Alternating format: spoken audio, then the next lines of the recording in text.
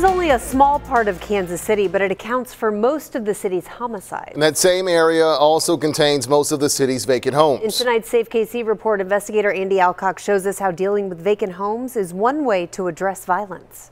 And I want him to know I love him. In January, family and friends gathered for a vigil for Aaron Scott. The new year had barely begun when a gunman shot and killed the 23-year-old at a gas station at 81st and Troost. He left behind 7 children, ranging in age from 4 to less than a year old, who will now all grow up without their dad. And Aaron also left behind a devastated mom. I'll try to keep myself busy during the middle of the day so that I don't just cry. Aaron himself was a good young man. He had a lot of talent. He was going somewhere. Based on data from 2011 through 2014, 75% of Kansas City's homicides took place in a 34 square mile area. That area represents less than 11% of the city's more than 300 square miles. Now, the troubled area is bordered here on the south by 85th Street and on the west by here at Troost Avenue. And it's bordered on the north by here at St. John Avenue and on the east by Topping Avenue. In a January 2016 blog post, then KCPD Chief Daryl Forte shared this city map showing that high concentration of homicides in that relatively small urban core area. Forte also posted this map showing the highest concentration of vacant homes was also in the same area. Pee Wee lives through me. Rosalind Temple, whose own son was shot and killed 7 years ago, is the director of a group fighting violence called KC Mothers in Charge. She sees vacant homes as a major community issue. You know, drug addiction comes along with that, then bad things happen.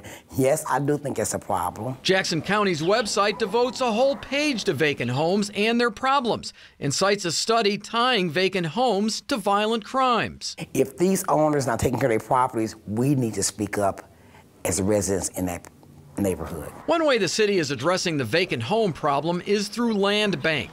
If no Jackson County taxes are paid on a property in 4 years, land bank takes possession. It then sells the home to investors who sign a contract promising to fix up the property. We try to repurpose them as quickly as possible, and we do have a lot of success stories. They was all damaged. I had to redo the ceilings and redo the walls. Delano McKinney is one of those success stories. He bought this 100-year-old house on Spruce Street. After fixing it up, McKinney and his wife now live there.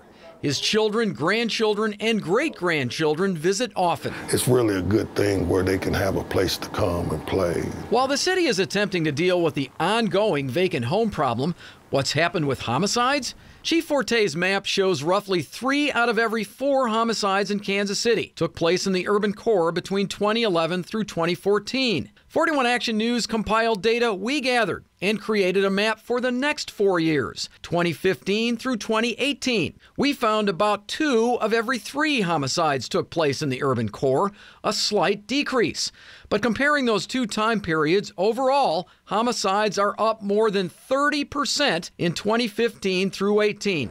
And each death is one too many for the victim's friends and family. My baby, he was a baby, you know what I'm saying? He was my youngest child. He's supposed to be here. I'm investigator Andy Alcock, 41 Action News. Do you have a story for us? Email us at safekc@kshb.com or fill out the form on our website, kshb.com.